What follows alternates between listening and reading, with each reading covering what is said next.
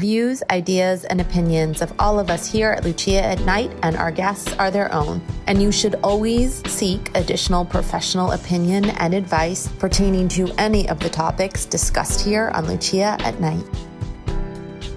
Hi, and welcome to Lucia at Night. We are back with another show. Thanks so much to everyone who listened to our Valentine's Day special on how to bring romance back into your life. On today's show, we're talking about stress and how to fight stress. WellSeekers is doing a 6-part series on anxiety and depression. So we thought, since we talk about, closing the door in your day and lighting up your night, how can we live more stress-free when we come home?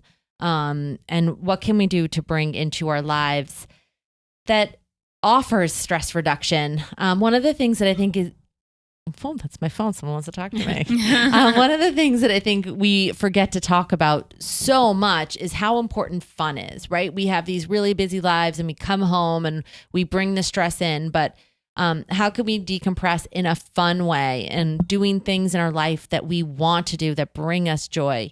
So we're going to be talking about that today. We're also going to be talking to Mary Joyner. She's the daughter of Flojo, Florence Griffith Joyner, the fastest woman in the world. Mary's going to be talking about how she, as a mom, as the new CEO of her company Flojo Forever, as a musician, how she de-stresses in her life and the lessons her mom taught her about stress. And then we are going to be offering everyone some things to take home and they can try at home to help them close the door on their day and light up their night, because that's what we love to do here at Lucia at Night. But before we get started, let's get caught up. First of all, you'll probably notice a new background and you see Sarah and Krista on camera. Just so everyone knows, we recorded this whole show, except I wasn't recording. This is take two. So hopefully it's just as good. But this is my work studio, essentially, for recording at night. So that's what's behind me. And these two beautiful women are also in front of me on screen. So how are you both? Before we started recording, we were talking to Sarah about dating. And I asked her if she was dating anyone, and she said something that shocked me. Krista, did it shock you too? Because she's a millennial. Shocking. She's given her age. Yeah. Because Sarah's 27. Yeah. She said that she will not go on dating apps. It's like, how do you meet humans? Like everyone's on a dating app. The old-fashioned way. That's right. Well, first, how do you meet humans? And then second, why no dating apps? Well, meeting people, like going to the gym, obviously I meet a lot of people there, and then going out with friends, we meet people, friends of friends I meet. So, I mean, that's how I meet people and hope that someday I meet the right person. But you will. You're so young. Mm-hmm. I need to think. I've got to know someone to set her up with. It'll happen. I hope so. But I have a son. No. He's taken though, isn't he? I don't know. I've never met her. He says he has a girlfriend, but I really don't know. Okay. He hasn't brought her home to hope there, Sarah. There's hope there. Why no Bumble though? Because I know when I first started going, after I got divorced and I went back on dating apps, it did scare me too. But there's definitely like, you can background check them. Usually they're like you'll see the same people and they're friends of friends or someone knows them. And because it's such a small community, this whole state's really small. Yeah. I live in Connecticut. I feel like someone knows from even down Fairfield County to the top of the state. You can somehow connect people usually. Yeah. I don't know. Still no. It just always freaked me out because you just don't know who's on the other side of the screen. Yeah. Who's really on the other side of the screen. Yeah. And I watch a lot of I really shouldn't because it does freak me out, but Dateline, Law and Order. I never really watched Catfish, but I saw some episodes of that. So it's it just freaks you out because you don't know who you're actually meeting. And then if they are the person that you're meeting, you don't know who they are. I don't know. It just freaks me out a little bit. I think I just watch that stuff too much. I think I've met some cool people on dating apps that are still my friends. Yeah. But it didn't work out. See, I've been on Bumble, but I have never actually met someone, gone on a date with somebody. And that's why I stopped doing it, because I'm like, who am I kidding? For your same reasons, I'm not ever going to go and actually meet somebody. Oh, I've met a lot of people. I just won't. Honestly, and there's like really, there's a couple of people I have in mind they're still my friends from that are just good people. But I get what you're saying. You almost need to push past the fear and invest in a good background. I'm just comforted, and I just say, well, I think I would rather stumble rather than bumble. Well, wow, I maybe like it's just that. The old-fashioned It's going to way. be my new logo. Yeah, Stumble, not bumble. Stumble doesn't really happen though. If we're being totally fair, I feel like people just don't. Their heads are down. Yeah. Like no one wants to make face. It's always like, and even at a coffee shop, people are like in and out as quick as possible. I mean, grab the order to go. Right. Grocery shopping. I don't even go to the grocery store anymore. It gets delivered to my door or Amazon. I'm never in Target. It's just like people are so in their lives. The gym is a good one. Yeah. For sure. I mean, not my gym because it's mostly female, but I could see why the gym would work at your age, especially, Sarah. There's like nothing I want more than just to be like, we're taping at night. I wish that I had a little baby here with me and a husband. Yeah. But it's no secret if you know me, that's what I want. I just think family's everything. And now you guys at Lucia at Night are my family. So thanks for being that. No, Sarah wasn't saying. Krista was saying that Airbnb, she saw something about how dangerous Airbnb is, which I've always said, and now Uber's getting attention. I've also always said that.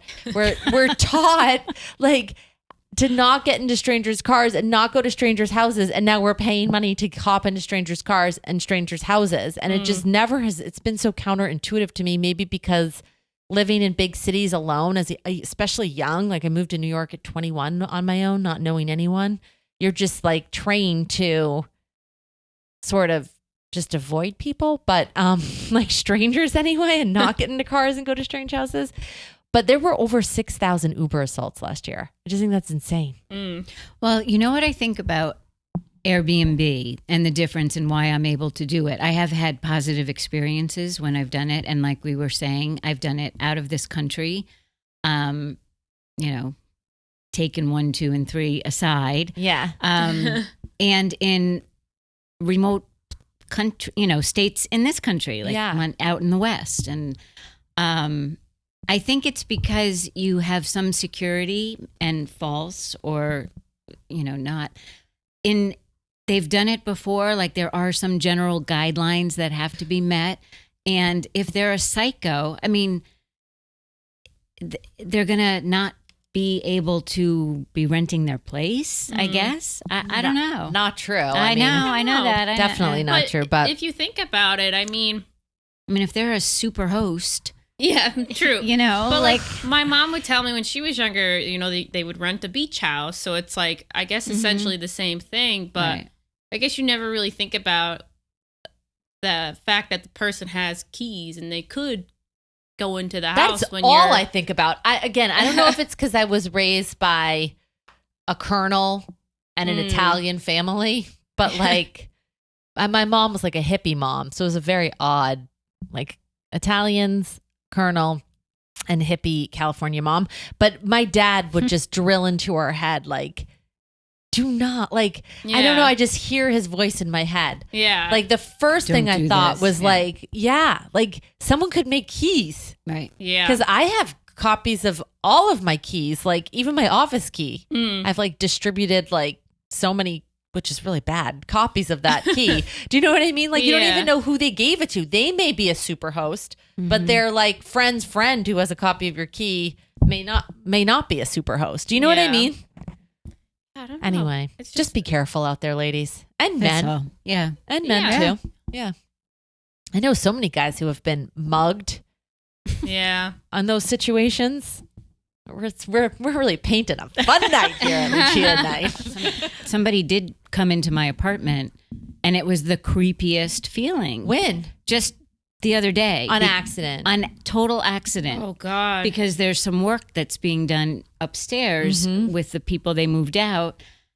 And my landlord, because I'm now renting, left like a key for the exterior and their apartment. Turns out it was his master key because it also got into my apartment. And all of a sudden, the guy just kind of came in, and I was like, "Oh my goodness, wrong!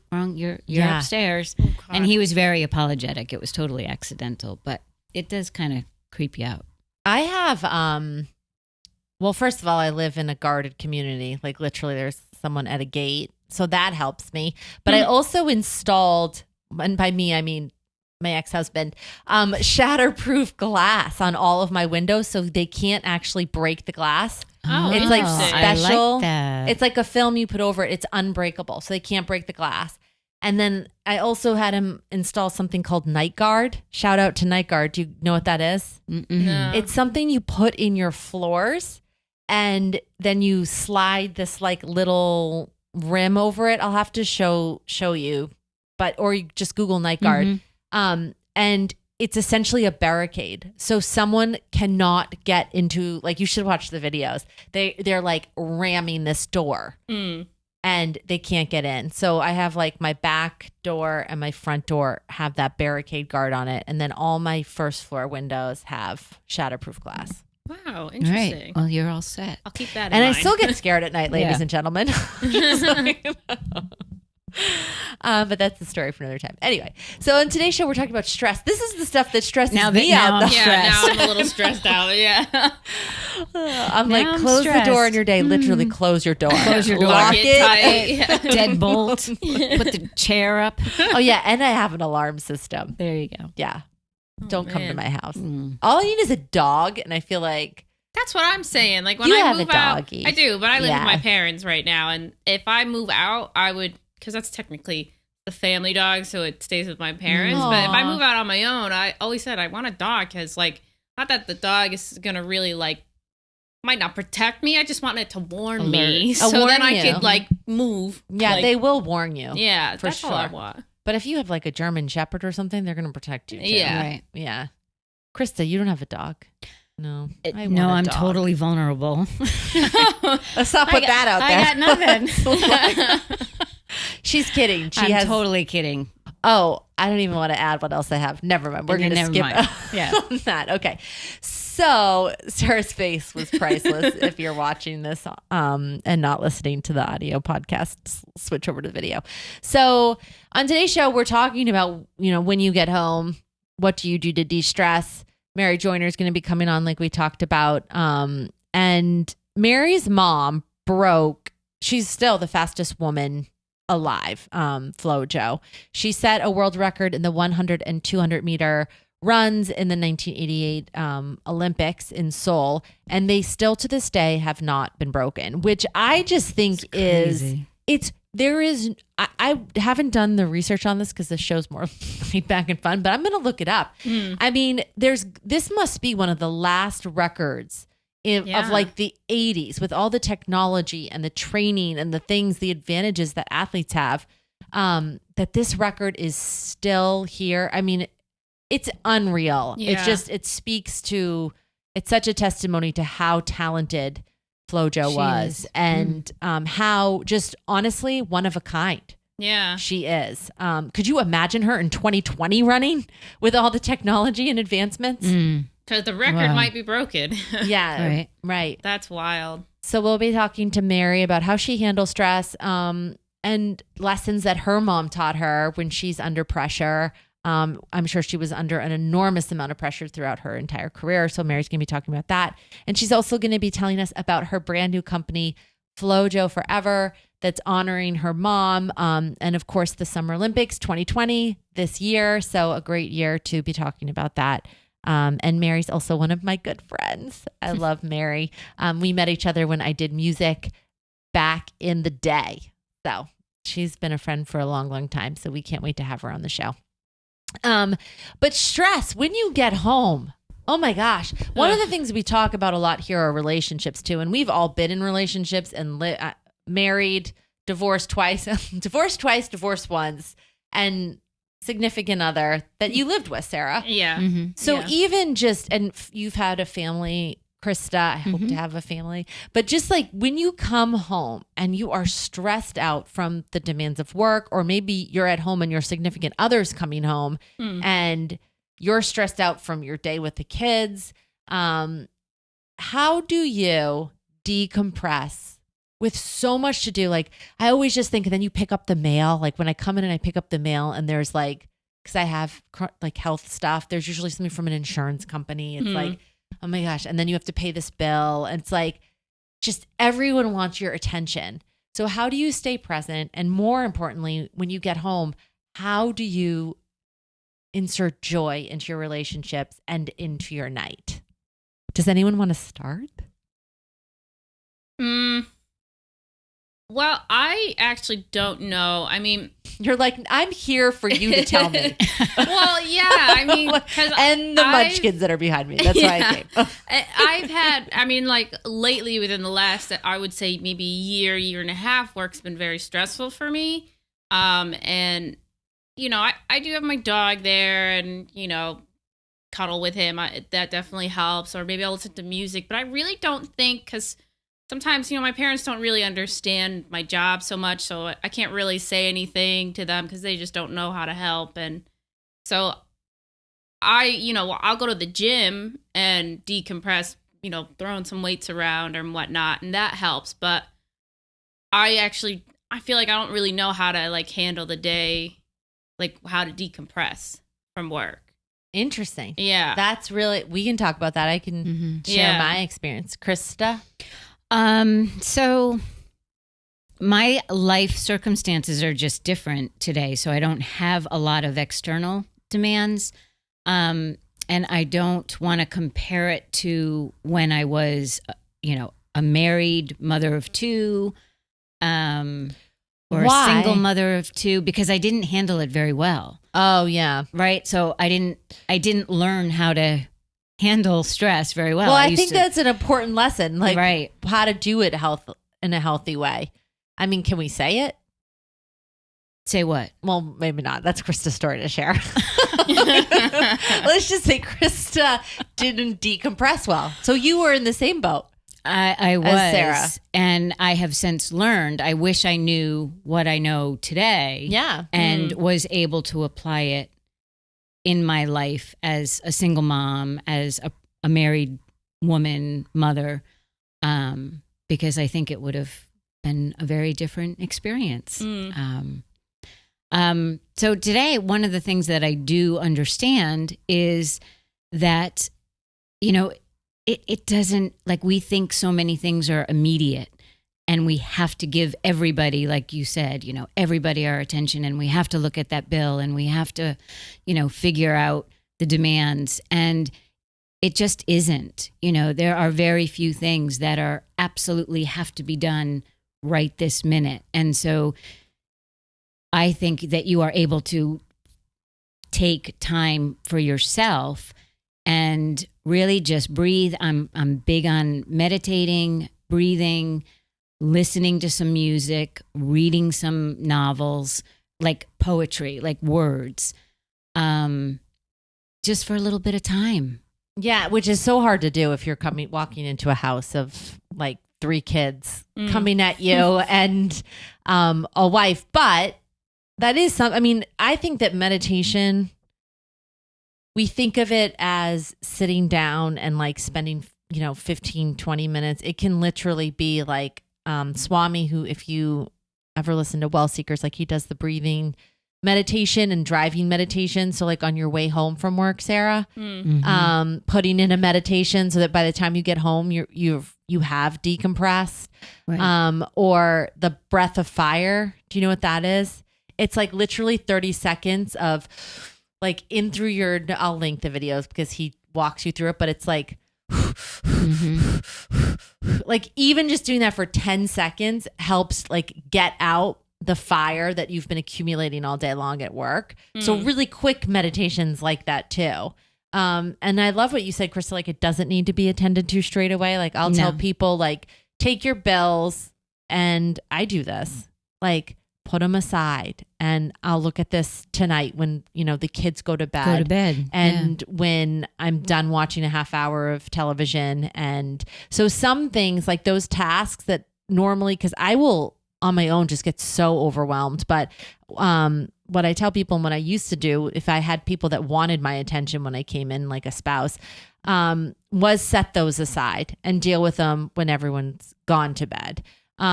Or the breath of fire on the way home. I had a long commute, so I would listen to meditation on the way home. And the other thing, Sarah, that I would do that I don't know, like anyone listening can take this advice too, but if you can't decompress with someone at home because they want your attention when you come in the door, or if you can't decompress with someone at home because they don't understand, can you call someone on the ride home? Like that was another big thing that I've always suggested to people, but also that I do too, is try and call someone, usually Krista. And then by the time you get home, it's like it's out. You know what I mean? So you're present for the person, and it doesn't always have to be a negative call. It could be like a positive call or making a fun plan call, but just having that outlet so that when you get home, you're more present. It's usually a dump call. It is. Yeah, it is. That's what about helps. One thing. We'll get into life. Later. I feel like my dump calls pretty much stay on topic. Oh yeah, you're a good. It's like a one. You're focused. I'm focused on one main issue right now. There you go. Yeah. So compartmentalizing, trying to get it out before you get home, or even just saying to your significant other, like, I've had a really bad day. If you do have kids, can we take like 10 minutes when our kids are in bed, and like, can I decompress with you? Because then you just know that outlet's there. Krista said meditation, so good. Prayer. I use prayer a lot. And then when everyone's in bed, 30 minutes of television, some of those techniques that we have on WellSeekers, like the box, I use that stuff, like coloring books and different things like that. So what else do I do? Music. I do listen to music. Like I will really light a candle, put on music and aromatherapy before bed. I've always done that for probably like 20 years to help go to sleep. So lots of ways to stress or de-stress. A lot of Anything else in life. you both do before we give a call to Mary Joyner to talk about? Lock the doors. Oh yeah, and then I completely bolt my house down. I put on the night guard. I make sure the glass is shatterproof, and then bring the car key right next to me so I can hit the alarm. I set my alarm. Yeah. Sometimes I have someone run like a test break-in. I'm just kidding. I don't do that. I'm kidding. But now it's kind of a good idea. Yeah. Anyway, so how do you de-stress in a way that you really like? Send us, you can, just shoot us an IG. I was going to say an IM. It's like, it's 2008. Yeah. I am me. Let's throw it back. Yeah. You can DM us. We're everywhere. Instagram, Twitter, Facebook at WellSeekers. Let us know, how do you decompress? And hopefully you got some ideas, and hopefully you'll get more great ideas and just an inspirational look at how one of the most incredible women, the fastest woman in the world, how she handled stress. We'll talk to her daughter, Mary Joyner, next, and we'll get Mary Joyner's opinion on how she deals with stress every day, being a CEO, a mom, a young mom, and a musician. So we'll be right back on Lucia at Night.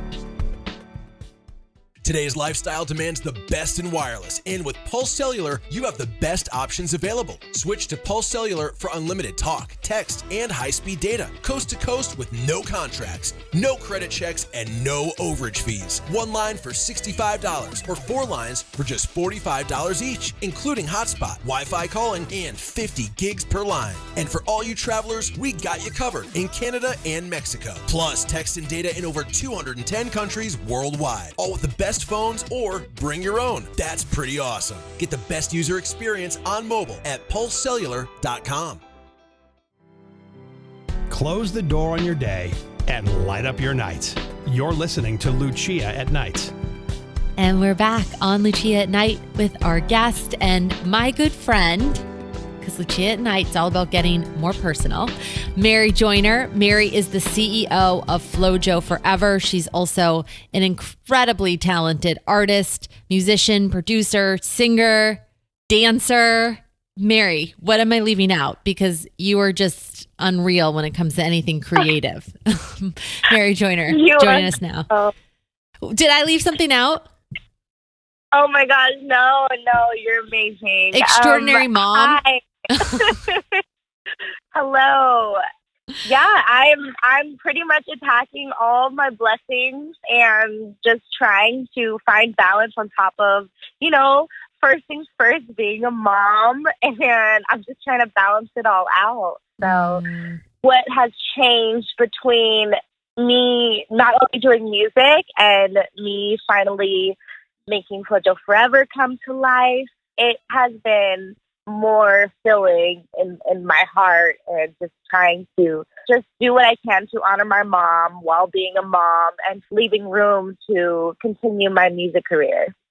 Just in case people don't know, tell us who your mom was. Obviously, FloJo, the fastest woman of all time. But tell us who your mom was to you. When you think of your mom, how do you think of her?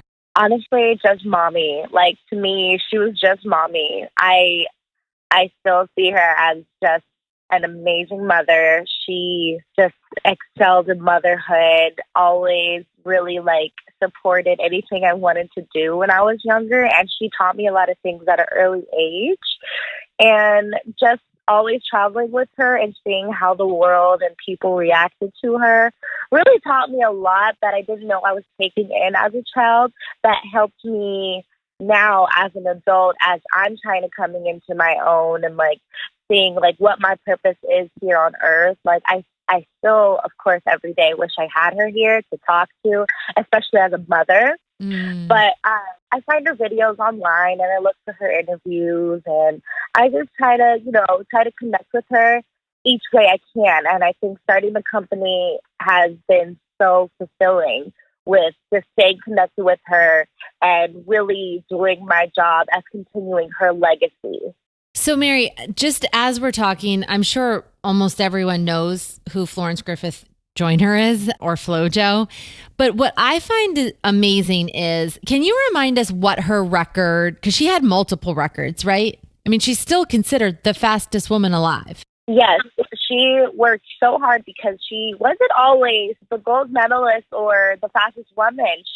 From the beginning, she really worked hard in trying to seeing who her competitors were. And in the 1984 Olympics, she got the silver medal. Then 1988 was her time to shine. So she was a 3-time gold medalist at the 1988 Olympics. And in 1988, at the U.S. Olympic trials in Indianapolis, she set the world record in the 100 meters at 10:49. That still holds today. And then at the Olympics, she set the world record for her 200 meters, which was one of her favorite races, at 21:34. And they still stand today. And not only did she hold world records, she won them in amazing, flamboyant, just unique outfits, and her long nails. She really stood out on the track, and she brought beauty and grace and style and fashion to the sport that is still used today, which is great to see from, up and coming athletes and athletes that have been established after my mother. People don't recognize, or maybe they do, but I just don't want it to be lost. So I want to re-say it. But so much has changed in the world of sports. I mean, look around at sports in 2020, right? So I'm terrible at math. So that was 32 years ago that your mom broke or created those records. And they still remain today, in spite of the training, in spite of the shoes, in spite of the supplements, nutrition information, all of this stuff. I mean, we're basically genetically engineering and modifying athletes. And still your mom holds those records. That is unreal. You know what I think? What? I think my mom had a work ethic that can't be matched. Not only did she have intensive work ethic, she studied what she was doing wrong, and she was coached by two of the best world-known athletes in the world of track and field, which is my uncle Bobby Kersey and then my father, Al Joyner. And with having two of those coaches, because I've trained with them, they don't have just normal workouts. Those workouts are intense, but you're not only training your body, you're also training your mind. And what she had that other athletes are still trying to balance today is the mentality that you need to have, the mental focus, the mental drive, the mental visualization that you need to see yourself accomplishing all your dreams and goals and not think that the impossible is possible to happen. She believed in the impossible and she made it happen with her strong faith in God. And not only that, she wanted to be as fast as the men. So she trained like the men. And my dad really made sure that he worked on what areas that my uncle didn't teach her. So it was a balance. So she had more than intense training than the athletes that we have today. She didn't have the distractions that are today. I think, personally, from my opinion, I think athletes today, they have the platform, they have the videos to study, and they have also all these distractions where you got to maintain an image. You got to people, kind of wondering about social life. So it's kind of hard because you got people prying into your life and want to see your personal life instead of just waiting for you to continue your training and then show up and win at these championships. I think in this day and age, it's good and bad that we have to see all sides of a person and the sides of a celebrity and the sides of these professional athletes. And we just have to know more about them. But, how is it for them? It's because you say you can have a great race and then afterwards you're being attacked for something that you did not on the track or not in the sport field. That's what we have to deal with today. So I do feel for the athletes because it has been so hard to break my mom's world records, but they don't understand the dedication that she put in for years of trying to correct and be number one, because she wasn't always number one. And I think that's what makes her an extraordinary athlete. And not only that, she had amazing sportsmanship. So you think it was really dedication and that distraction adds to some of the athletes today? Yes. It is so hard being an athlete or a celebrity in today's world because we have the platform of comparison. We are so focused on trying to see what the others are doing instead of, always focusing on ourselves. And if you master just focusing on yourself, even I'm still learning it. I have to keep knowing what I have to do and not worry about what the next person is doing. And when I try to be the best person that I can be, the only competition that you should see and that I really focus on is the person that you look at in the mirror. I love that. Before you came on, we were chatting about, sometimes we do get down and we do get disconnected from people, even though social media is everywhere. And we have a lot of pressures. Like you just said, whether you're an athlete or not, even just maintaining an image on social media or being connected all the time and just on your game all the time. And we were talking about ways to stay, I don't want to say positive because I don't think it necessarily is positivity. I think it's grounding and like staying true and honoring yourself. It sounds like your mom really mastered that. Honoring herself, staying true to herself. What are some of the things that she did? And what are some of the things that you do to honor yourself, to stay grounded, to stay connected? If you do feel anxious or depressed, to work through that? I say the most significant thing about my mom was that she wrote down her goals and her aspirations and what she wanted, whether if it was a specific time or whether if it was a goal that she wanted to obtain and accomplish. She wrote it down where she could see or wrote motivational words down. And I'm a musician and a singer and a songwriter. So writing is my other form of therapy, which is linked to singing. So I kind of just let that all go when I really want to manifest into what I want out of this life. And I learned that from her. It's because she was always writing. I always saw her writing, and then after she would write what she wanted to do, she would take the steps to accomplish, to get to that goal that she wanted to do and the things that she wrote down. And, it was just it was just amazing to see that as a young age, and how all the things that she was doing still apply and helped me today. Because without her here, I still know what she did, and how she really, really focused on manifesting. It's really manifesting, and mantras, like saying what you want out of the day, out of the week, out of the month, out of your life, and really speaking it into existence. And what she always had was 3 words, which was believe, succeed, achieve. And those words that she looked at every day, you can interchange them: believe, achieve, succeed. And you can see that when you interchange them, like, those are 3 words that really, really described her, because she believed in the impossible, and she made it happen for her. And even though she had doubters, she had haters, she had rumors, she had all that without the way social media and how it still applies today. Like, she still instilled in me that you can't worry about what other people talk about. You can't worry about other people trying to bring you down.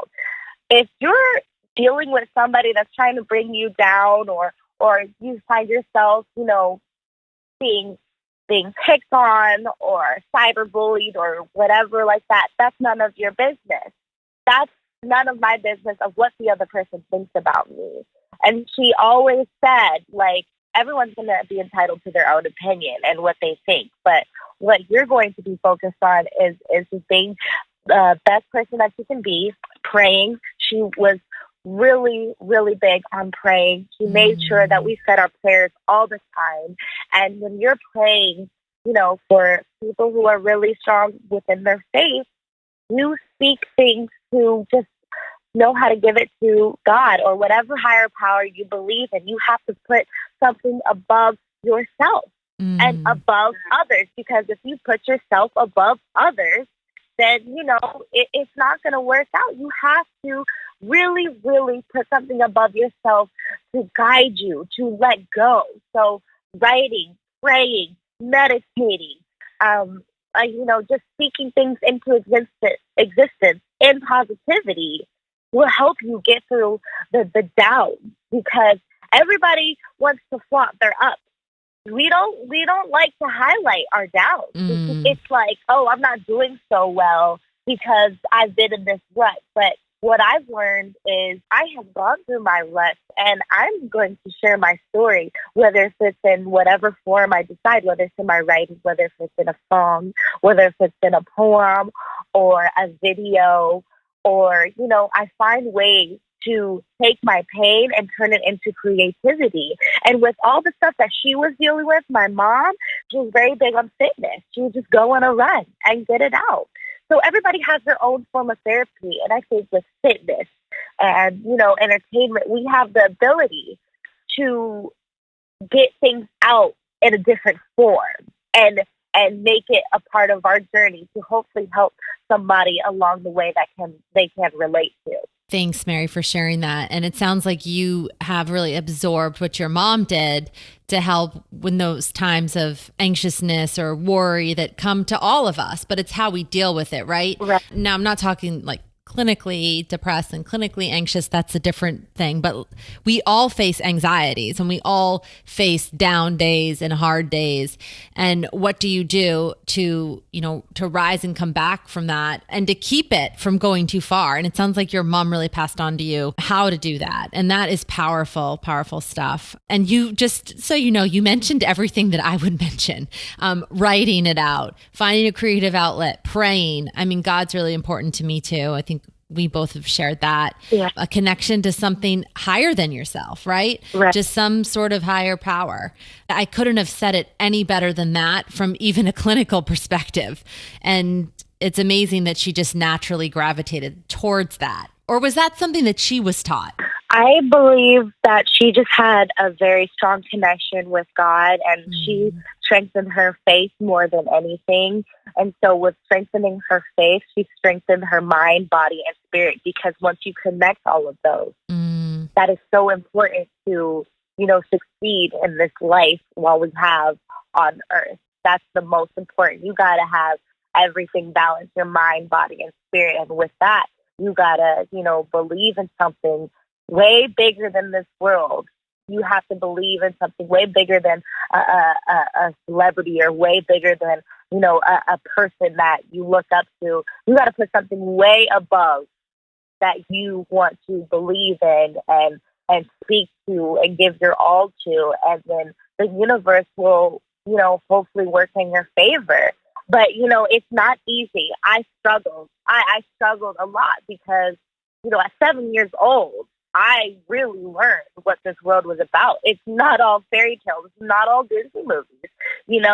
It's about really waking up into reality, and how you deal with your reality of life is so important. And what's crazy is that I really learned that even as a younger child, I was stronger, if that makes any sense.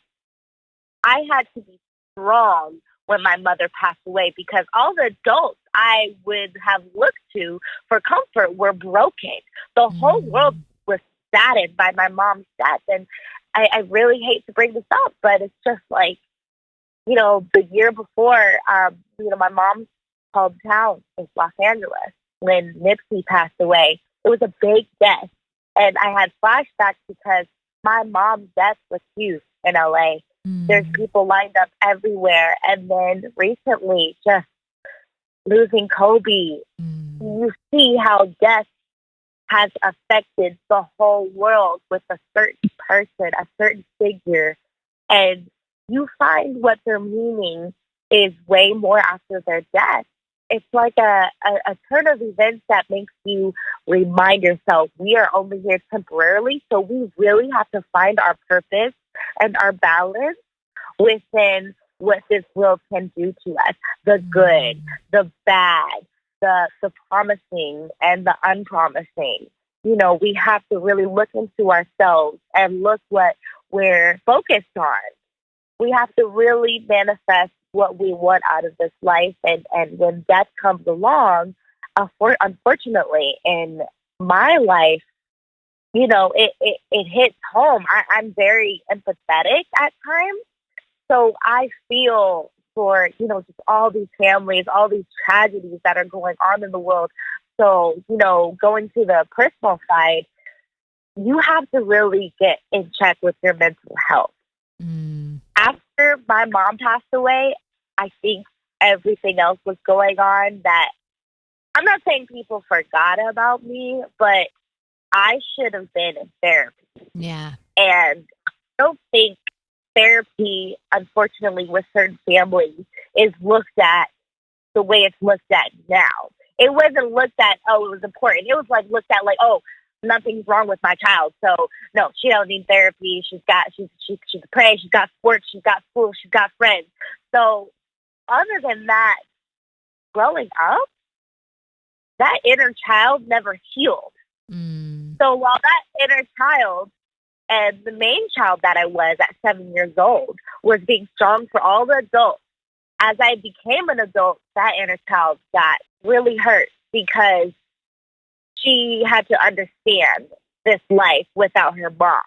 Yeah. And then just really finding a way, and the pressure that came along with being in my family, it's like, okay, you better do track, or, whatever you do, you have to be, the best at it. And I'm not just talking like, okay, if you're going to do music, like even doing music now, I feel like I failed because I haven't gotten a Grammy now. I should have been, stayed in track. And there's a lot of pressure that I put on myself personally. And what I've learned now is none of that's important. The main important thing is taking care of my mental health and taking care of myself physically, mentally, and emotionally, because guess what? Now I have a son that looks up to me, and I've dealt with depression. I've dealt with anxiety. I've dealt with stress, but it was all about boundaries of losing certain people that weren't good for me and saying no. I really had to say no. No, I'm not going to do that. This is what I want to do. This is what I want to do and how I want to do it. Talking about my mom is not going to make me sad or, depressed. It's actually going to help me. So don't ever let people tell you how to cope or what you want to do, or this is going to make you feel a certain way. You are in control of your mind, body, and you know what you want out of this life, and you have to attack it. And it's good to get advice here and there, but you have to make sure that you're not trying to have somebody to tell you what they can't do and tell you you can't do it. That's the most important out of this life. Just because that person can't do it, don't let them tell you that, oh, you shouldn't be doing this. No, that's because they can't do it. Yeah. And now, being a parent, I'm still parenting my son, and then I'm parenting my inner child. People have to know that our generation, we have a little bit of the old school, we have a little bit of the new school. And so this upcoming generation, they have all this technology and social media and outlets to cope and express themselves. We didn't have that. We were learned to kind of be quiet, We were learned to just, be strong. I had it worse than you. Back in my day, we didn't have this. Like, to grow up in that, you learn to be quiet and silence your healing. No, you got to get that out some way, shape, or form. Yeah. Do you want to host this show? Because you're... I also, while I'm at it, I have a few clients you could see. A lot of other things. No, I literally couldn't say it any better. All of that is just so powerful and so true. And even if you take some of the pressures that you talked about, right, that your family put upon you, and those are enormous. When your mom's the fastest woman in the world, imagine that pressure. But that is a typical scenario within families, right? So people listening right now, they may have a pressure to take over a family business, or maybe they're an artist and their family wanted them to be a doctor, or they're feeling disconnected and stressed out in some other way. But they probably relate to what you just said about your family, right? But imagine feeling that and then having it be put on such a large level. Like, that's an enormous amount of pressure to deal with. And you do it gracefully and you do it well. And you haven't won a Grammy yet. I don't even know if you want a Grammy. If you do, I'm going to put it in your yet now to the universe as a yet, not a no. And if you don't want a Grammy, I support that too. But just so powerful, so many lessons. And I know you brought up Kobe, and I can't help but think of how that is similar as well. After your mom died, I was young, because I think we're around the same age, so I don't totally remember it, but I do remember it years later, learning about it and seeing pictures and videos. And it was really big, wasn't it? Or am I just imagining that because I was little? It was really big. Okay. Going through therapy, I realized I blocked out a lot. And with these public and really intense big deaths, it kind of just, gave me flashbacks. So, I send my serious and most biggest prayers and condolences to the family right now, because I don't wish, a death, a very tragic death in the public eye, especially at this time. You've got the videos that are swirling around that, are just reminders of what they probably don't need right now. And, we tend to be selfish at times and not really remind ourselves that celebrities are human beings. Yeah. Once they're off the TV, once they're off the court, once they're in their homes and with their families, they are just mommy, daddy, a father, a son, a uncle, a nephew. They are just those roles to those people, a friend. And they're not that celebrity that the world sees and puts on this pedestal as you got to be perfect all the time, because we needed, unfortunately, these wake-up calls to remind, like, everybody doesn't have eternal place on this earth in an instant second. People can be taken away from us. The world could be turned upside down. With the whole Kobe situation, when I heard, I was crying. I was just crying. And I hadn't learned about the rest of the sad bosses, about, who was on the flight or whatever.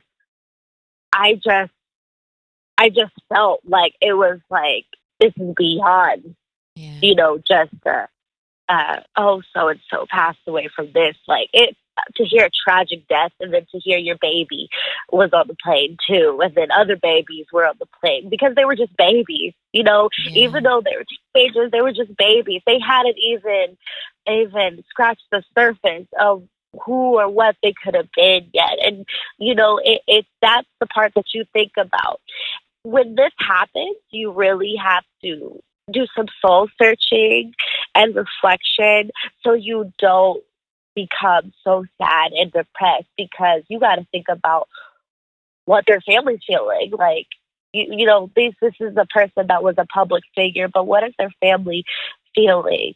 Losing my mom, I just remember hiding a lot. And you got people coming in and out of your house, people dropping off food. But I think the worst part was going outside and there's just helicopters circling your home. No privacy.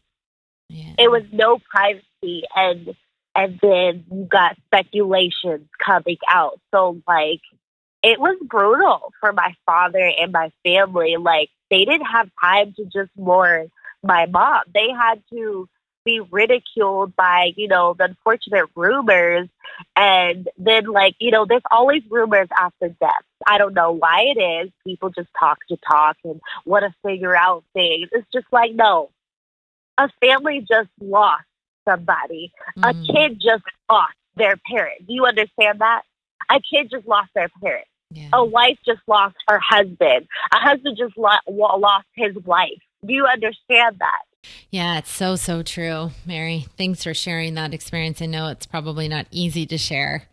Talk to us though, Mary, because I know we only have a handful of minutes left, but talk to us about FloJo Forever, what it is, because I have a feeling this is part of how you're honoring your mom too. And I don't know, I mean, we've chatted before. I lost my brother, which is kind of what connected us. And I've lost a lot, my dad now, and so many other people through the years. And sometimes doing things in their name, there's a scholarship in my brother's name that I manage. And just every year, you know, people sending letters that I wouldn't have gone to college without, you know, your brother's scholarship and different things like that. Just it keeps his memory alive. And it's almost one of the things I do, not only to honor his memory, but it helps me when I have a down day, when I'm, you know, feeling down about certain things, and to get a letter in the mail. Tell us about what FloJo Forever is and what it means to you to really create this. I mean, you're the CEO. So it all started back in actually 2010, 2011. I wanted to start a FloJo Memorial Foundation. And this was before I realized a lot of work and a lot of staff and a big team needs to go into making a nonprofit organization. And I really had high hopes for, you know, making a memorial foundation in honor of her name. And I, you know, just wanted to do the best that I can just to honor her memory. But it wasn't getting where I wanted it to be, and it wasn't coming about because I was still, you know, learning more about what she had gone through medically. So I put that on hold. And then in the year of 2013, 2014, 2015, cavernous angioma had came up in my news feed, and I was like, that sounds familiar. And Angioma Alliance had reached out to me. They're in a nonprofit organization that really supports those who suffer from blood vessels that bleed in the veins. They're called cavernous angiomas, and that is what my mom had bleeding in her brain that caused her to have seizures and eventually caused her to leave this earth. I really took the time in to educate myself on what had happened to my mom. So after she had me, she started having seizures. It's unfortunate that she had to deal with that on top of, you know, she never complained about it or really let it stop her. I was with her on a few occasions where she had suffered seizures and woken up in the hospital. I took rides in the ambulance. So I really had to see my mom go through the struggle of, you know, dealing with a medical condition that really wasn't known about at the time. And now that there's all these resources, so I became the ambassador for Angioma Alliance for a couple of years. In the back of my mind, I really wanted to start something. I didn't know what it was yet. And then it came about. I was just like, you know what? I started seeing all these women really kind of standing out in the sports world of what my mom started. And then also it was like my mom did so much in her time, but I wasn't really seeing where her stuff was because she had so many things. She had a workout video. She had a Barbie doll. She had her own clothing line. She had her nail line. And I was just like, where is all of this? And why did it stop? And it should be going. It's because everything that's going on today, she was way ahead of her time. Nails are popular now. You know, fashion and sports go hand in hand now, especially like with Serena Williams. And then in 2015, the Indiana Pacers, she designed for their uniforms. And I was lucky enough and blessed enough to sing the national anthem. And they gave me my own jersey that she designed. And so I was just like, you know what? I'm going to start a brand. And her world record still stands. And it's just like, that record's going to stand forever. And I just created Flojo is Forever. And at first it started with one of my dad's athletes, but I think I wanted to go more deep and I wanted to make it more personal. So I started doing more things on my own, and she created her own company. So we parted ways, and then I brought it to my father's attention. What I was looking for was more support, but then I didn't get that. So I really, really did my research, and I really, really stuck to my guns. And I'm just like, because, I was told to just focus on my music career, focus on my son. And I didn't want to do that. I'm like, no, this is my passion. This is my dream. So at the time I was coaching gymnastics, and, I really, really took in what are athletes wearing and really wanted to create something that, my mom, she used to sew my own leotards at gymnastics class. And I was just like, you know what? I want to create a brand, and it's going to be called Flojo Forever. So what I can read is what we are about. Flojo Forever is a brand created to celebrate and honor the late and great Florence Griffith Joyner. After setting and still holding 2 world records, she became known as Flojo and the fastest woman in the world. Quoted by her favorite words, believe, achieve, succeed.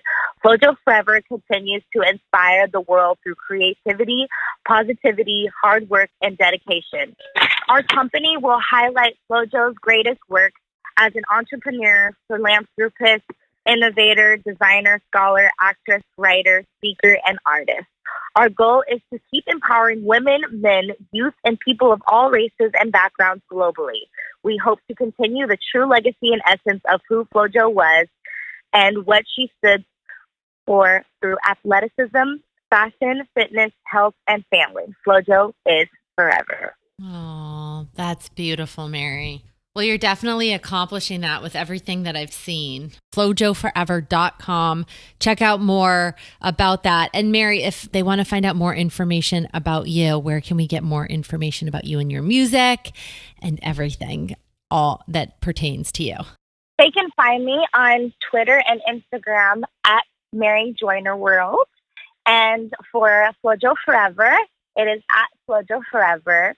And to listen to my music and follow my music journey, reverbnation.com/Mary Joyner. Perfect. Mary Joyner, thank you so much for joining us. Before I let you go, anything that you want to say that you feel like you left out? I mean, it was really, really powerful. So appreciative of your time. Honestly, I just want to thank you personally for still supporting me and always having me on the show. And just reminding everybody, let's be kind to each other and let's love one another. Oh, thanks, Mary. Well, when I have a talk show on like NBC, someday you'll be my first guest. I'm going to make that promise now. Oh, okay, great. And yes, I believe it. I'm going to put that in the yes section too. Yes. We got to make vision boards and share them with each other. Yes. We'll put all of those links below that Mary just shared, but make sure to check out every single one of those links, Flojo Forever and Mary. We'll be right back on Lucia at Night. Hey, it's Lucia, and I'm so thrilled to welcome you to my podcast, WellSeekers, bringing you simple, accessible, and real stories and solutions to find your happy and well from the mind down and to learn to form a better relationship with yourself and others. This is real. We're giving you simple, accessible advice and tools to make your mind, life, and world a whole lot more well. With knowledge, inspiration, honesty, self-care, and of course, a lot of fun. So join me and the rest of the Seekerhood as we journey to a mind and life you are going to love. Welcome to WellSeekers. It's a treat and a retreat for your day. You're listening to Lucia at Night. And we're back on Lucia at Night. Thanks so much to Mary Joyner for joining us. Before we let everyone go on, we always love to leave with something that you can take with you.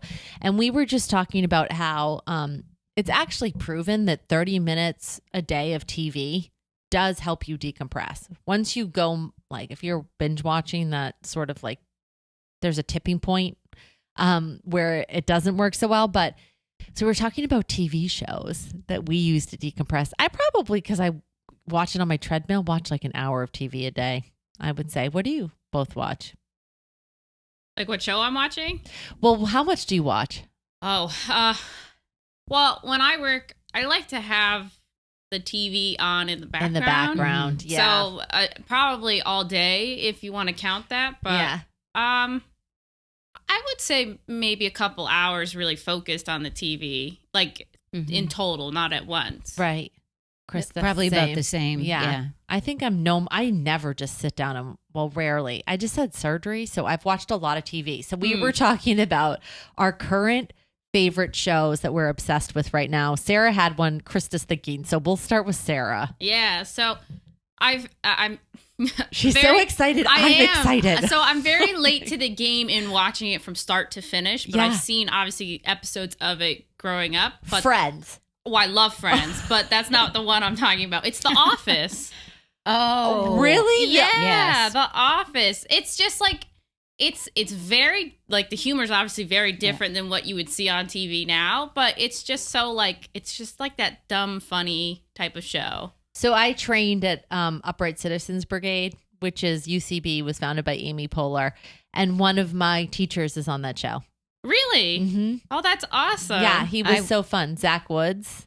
Okay. He plays like Steve Carell's boss. Oh, okay. Yeah, he's on Silicon Valley now too. Wow, that's really cool. Yeah. He told me I had a future. Oh. Here I am in a basement. Actually, I got married. I wanted to have kids. Don't have those either.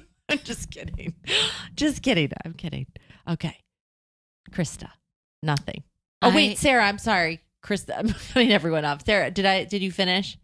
So you're obsessed with The Office. Yeah, right now, just having it on, like that's usually what I have on in the background now when I'm working. And it definitely makes me laugh once in a while, which I guess helps if I'm dealing with something tough at work. Just gets me laughing. It's good. It's a fun show. It's just like that. It's like that dumb comedy. Like it's like so stupid. This would never happen in real life, but it's so funny. It is really funny. Krista, do you have yours or? No, I'm stuck on the name. You. Oh, there you go. I told her about you. Did you see that? I have not seen it yet, but I know about that show. Yeah. It is. And then there's a fascinating. bunch of other ones that are like that. Like it came from Dexter, and then there's something else that I started watching. Yeah, kind of like Dexter, because you're like, is he the bad guy or who's the bad guy here? Right. Because you get really confused. Like at first it's like, oh yeah, he's the bad guy, but then it's like, no, he's the bad guy. He is the bad guy? He may think that he has good intentions. Yeah. But he's a bad guy. Yeah. Oh. We want to keep him out. That's why we lock our doors. And He seems like such a nice, friendly guy. So I watched that. We did binge when I was visiting my daughter and her boyfriend. We were watching, they were doing The Office. So that was fun. And this one, Atypical. It's so good. That's a fun one. I actually get sad during that show because autism runs in my family, and I work with, a great shout out to Inclusion Films, which is a company that hires people to make shows that are all neurodiverse. And I know that people love that show, but I thought it was interesting that they didn't choose an autistic actor to play the lead character. Isn't that interesting? Yeah. Yeah. But sometimes I do get sad because he gets bullied at school, and I just like, that stuff breaks my heart. Yeah. Does it change? Because I only watched a couple episodes of it. No. He just gets bullied. Oof, it's so tough. Anything else, Krista? No, just crime shows. I do just binge on those. Mindhunter. That's like one of my favorites right now, and I can't wait for it to come back. Have you seen it, Sarah? I haven't. No, seen that one. I've heard of it. I think it's on my watch list. So I Okay, have to because get it seems to it. like a show you would watch. That's why Yeah, I I asked do you. like those crime or murder mystery. Again, probably why I'm very single right now, because you watch that stuff and it's like You're not frightening. going out on a date. Yeah. You're like on a Bumble date. You're I'm like, always well, like, pretty much who I did watch it? Yeah. Yeah, like that's, I gotta find out Yeah. who did it. Like I was just watching a movie earlier and it was some thriller and it was like, I can't leave until I see like the ending. The like end. I gotta see what happens. You got to just fast forward through it. Just get to it. It was just like 10 minutes and I was like, I can stay 10 minutes. Yep. Well, if you're looking for new TV shows, The Office from like 1970. And then, I'm just kidding. It was like 2000s. It was like 2004 to 2013 or something. Actually, Ed Helms is on that show, and he is my hands down celeb crush. Oh, okay. Him. Oh, well, let's leave it. Him, Jason Bateman. Oh yeah. No, pretty much those two. Ed Helms and Jason Bateman. Those are my celeb crushes. Okay. Mm-hmm. You guys have any? Yeah. No? Yeah. I love Nick Jonas. Like from when I was Oh, a young girl. I've like, interviewed in the him a Jonas bunch of Brothers. times. Yeah. Yeah. Well, he's married now, so Yeah. he's like not attainable anymore. But I loved him, and I really loved Taron Egerton, who I know I brought up one time, who played yeah. Elton John in Rocket Man. Yeah. Oh, he's gorgeous, and he's from the UK, so he's got that accent, which is a plus. He is cute. Yeah. Sorry to all the men listening to the show. You can also let us know who your celeb crushes are. Krista, any, but no. No. Okay. Well, The Office, Mindhunters, you, and Krista, what was yours? You. Okay. Mindhunters, There's you. also Friends. That's The also Office. a great show. Friends, Atypical. If you are looking for something to watch tonight with yourself or your significant other, or probably not your family for most of those shows, I'd put the kids to bed. Yeah. And then watch those shows. Hopefully that can help you close the door on your day, let some stress out, and light up your night. From all of us here at Lucia at Night, we can't wait to be back next month. I think we're going to have a great show about, well, I'm going to just save it in case it doesn't happen. From all of us here at Lucia at Night, thanks so much for spending your time with us. I know that there's so many demands on your day. And before we go, actually listening to podcasts, I do that to unwind too. So hopefully this has helped you unwind and brought a little joy to your night. We'll see you next time on Lucia at Night. Thanks for spending your night with us on Lucia at Night.